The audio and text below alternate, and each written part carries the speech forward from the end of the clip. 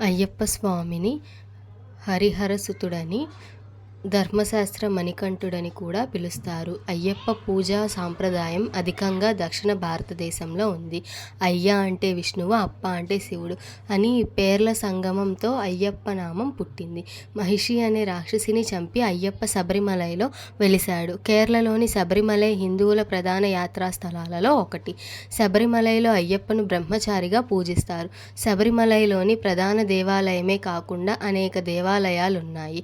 కేరళలోని కులతుపులలో ఇతనిని బాలుని రూపంలో అర్చిస్తారు. అచ్చన్ కోవిల్లో పుష్కల పూర్ణ అనే దేవేరుల సమేతుడైన అయ్యప్పను పూజిస్తారు. శబరిమలైలోని అయ్యప్ప సన్నిధికి ఏటా 5 కోట్ల మంది భక్తులు దర్శనార్థులై వెళుతుంటారు.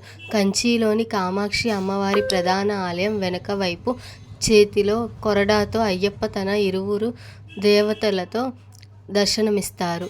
ఇదే రూపంలో కంచిలోని ఇతర దేవాలయాలలో కూడా దర్శనమిస్తారు.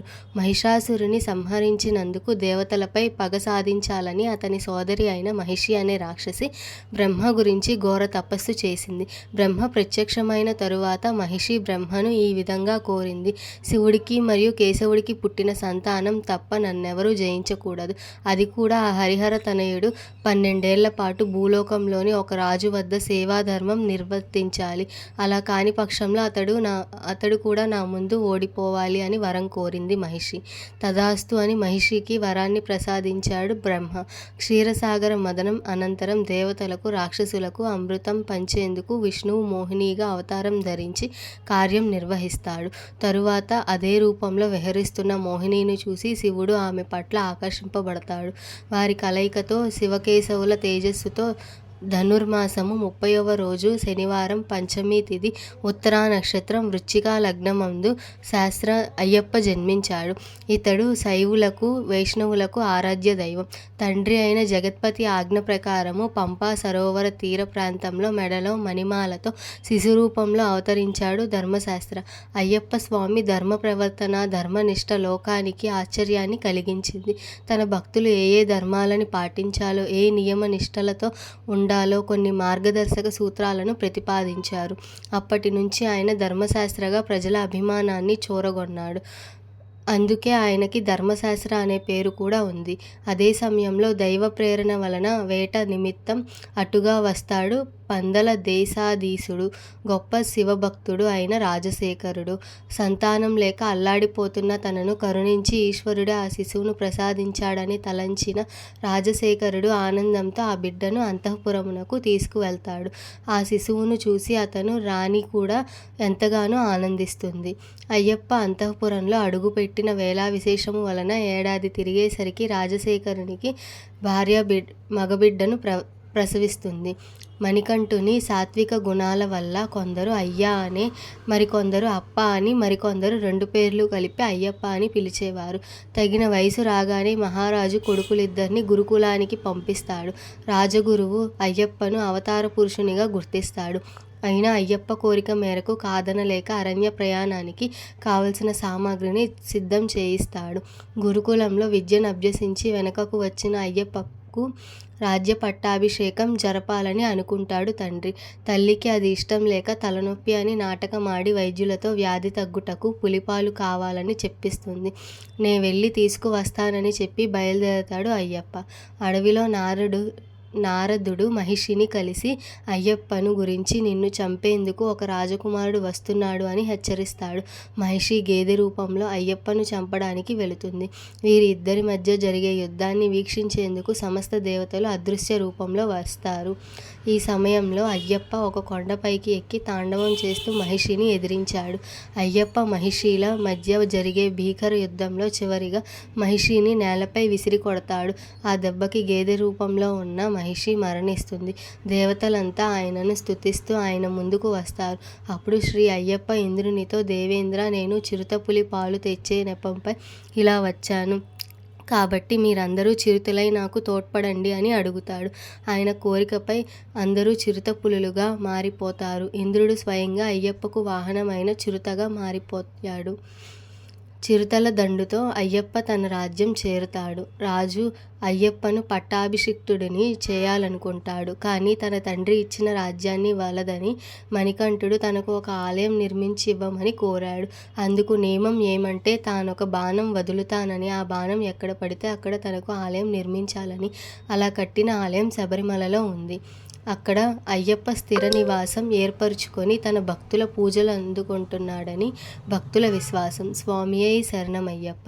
శబరిమలై ఆలయం గురించి తెలుసుకుందాము. ఈ ఆలయము 5 శాస్త్రాల ఆలయాలతో ప్రసిద్ధి చెందినది. అరణ్యాల మధ్యలో శబరిమలైకి ఎదురుగా ఉన్న పొన్నంబల మేడలో అయ్యప్ప స్వామి జీవన్ముక్తునిగా ఉంటాడు. శబరిమలై అంటే శబరి యొక్క పర్వతము అని అర్థం. అంతటా అయ్యప్ప ఈ పర్వతముపై కల అయ్యప్ప స్వామి దేవాలయము భారత ప్రసిద్ధి చెందిన అధిక జన సమ్మర్దం కలిగిన దేవాలయాల్లో ఒకటి. ఈ దేవాలయమునకు మాలధారణ చేసుకొని 41 రోజులు నియమాలను పాటించిన భక్తులు కార్తీక మాసం నుండి సంక్రాంతి సమయాలలో విపరీతంగా వస్తారు. నిత్య పూజా క్రమంలో కానీ, దేవాలయానికి వెళ్ళి కానీ, అయ్యప్పను దర్శించుకోవడం ద్వారా కానీ, అయ్యప్పను పూజించడం సాధారణంగా ఇతర దేవతల పూజలాగానే ఉంటుంది. అయితే దీక్ష తెలుసుకొని అయ్యప్ప దర్శనం కోసం వెళ్ళడానికి కఠినమైన నియమాలను అనుసరిస్తూ ప్రతిదినము చేసే భజన పూజాది కార్యక్రమాలలో కొంత వైశిష్ట్యం కనిపిస్తుంది. దీక్ష, మాల, నియమాల గురించి తెలుసుకుందాం. భక్తులు కార్తీక మాసం నుండి దాదాపు మార్గశిర పుష్యమాసాల వరకు దృఢమైన నియమాలను ఆచరిస్తూ ఉంటారు. ఐహికమైన సౌఖ్యాలను పరిత్యజించడం, మద్య, మాంస, ధూపమాపానాది వ్యసనాలకు దూరంగా ఉండడం, స్వామి చింతనలో స్వామి భక్తులతో సమయం గడపడం, సాత్విక జీవనం అవలంబించడం ఈ దీక్షలో ముఖ్య లక్షణాలు. వీరి దినచర్య తెల్లవారుజామున లేచి చన్నీటి స్నానం చేయడంతో మొదలవుతుంది. నల్లని వస్త్రాలు, తులసిమాల, నుదుట విభూదిపై గంధం బొట్టు ధరిస్తారు. దినంలో అధిక భాగం పూజ, భజనాది కార్యక్రమాలలో గడుపుతారు. కడ్డిక నేల మీద పడుకుంటారు. అందరినీ స్వామి అని సంబోధిస్తారు. దుర్భాషణాలకు దూరంగా ఉంటారు. ఇలా ఒక మండలం పాటు నియమాలతో గడుపుతారు. ఇలా అయ్యప్ప స్వామి దీక్షకు ఒక స్పష్టమైన, కొంత క్లిష్టమైన విధానం రూపుదిద్దుకుంది. దీక్ష తీసుకోవాలనుకునే భక్తుడు గురుస్వామి వద్ద నుండి ఉపదేశంతో మాలను ధరిస్తాడు. మాలాధారణ అనంతరం తన మనస్సును, శరీరాన్ని భగవంతునికి అంకితం చేయాలి. అందరినీ భగవంతుని రూపాలుగా భావించాలి. అయ్యప్ప శరణు ఘోషను విడవకూడదు. నిత్యం భజన కార్యక్రమంలో పాల్గొనాలి.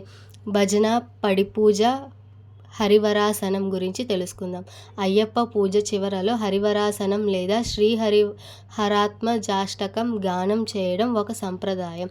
శబరిమల ఆలయంలో రాత్రిపూట మందిరం మూసే ముందు ఈ స్తోత్రాన్ని పాడుతారు. ఇదే విధానాన్ని ఇతర ఆలయాలలోనూ, ఉత్సవాలలోనూ, పూజలలోనూ పాటిస్తున్నారు. ఈ స్తోత్రాన్ని కుంభకుడి కులతూర్ అయ్యర్ రచించాడు. 1955లో స్వామి విమోచనానంద ఈ స్తోత్రాన్ని శబరిమలలో పఠించాడు. 1940-50 దశకాలలో ఇది నిర్మానుష్యమైన కాలంలో విఆర్ గోపాల మీనన్ అనే భక్తుడు సన్నిధానం సమీపంలో నివసిస్తూ ఉండేవాడు. మందిరంలో హరివరాసనాన్ని స్తోత్రం చేస్తూ ఉండేవాడు. ఆ అరణ్య ప్రాంతంలో వన్యమృగాలకు భయపడేవాడు కాదు. అప్పట్లో ఈశ్వరన్ నంబూద్రి అనే అర్చకుడు ఉండేవాడు. తరువాత గోపాల మీనన్ శబరిమల నుండి వెళ్ళిపోయాడు. అతను మరణించాడని తెలిసినప్పుడు చింతించిన ఈశ్వరన్ నంబూద్రి ఆ రోజు ఆలయంలో మూసివేసే సమయంలో హరివరాసనం స్తోత్రం చదివాడు. అప్పటి నుండి ఈ సంప్రదాయం కొనసాగుతున్నది. హరివరాసనం చదువుతున్నప్పుడు గర్భగుడిలో ఒక్కొక్క దీపం కొండెక్కిస్తారు.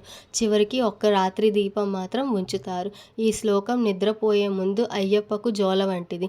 శ్లోకం అయిన తరువాత నమస్కారం చేయవద్దని, స్వామి శరణు అని చెప్పుకోవద్దని చెబుతారు. ఈ స్తోత్రంలో 8 శ్లోకాలున్నాయి. మొదటి శ్లోకం: హరివరాసనం విశ్వమోహనం హరిదధీశ్వరం ఆరాధ్య పాదుకం అరివిమర్దనం నిత్యనర్తనం హరిహరాత్మజం దేవమాత్రత్సే.